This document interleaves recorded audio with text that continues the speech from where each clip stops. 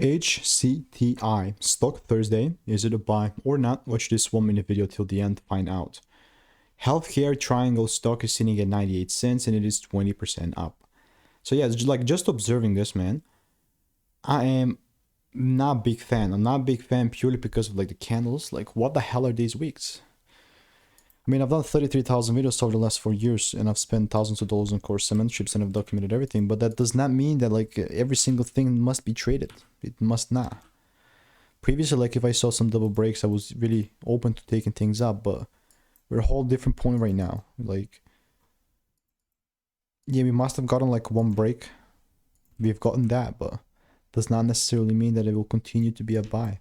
I mean, unless I see a clean double break, I'm really not interested into that buy, like at all. Despise it even. Yeah, so I don't like this environment at all. But if I see a double break, yeah, then and only then I'll buy. Like, other than that, everything else is noise. So I will continue to keep you updated. And if you want to make more money trading in a simple and new way, click the first link in the description. It's a free newsletter.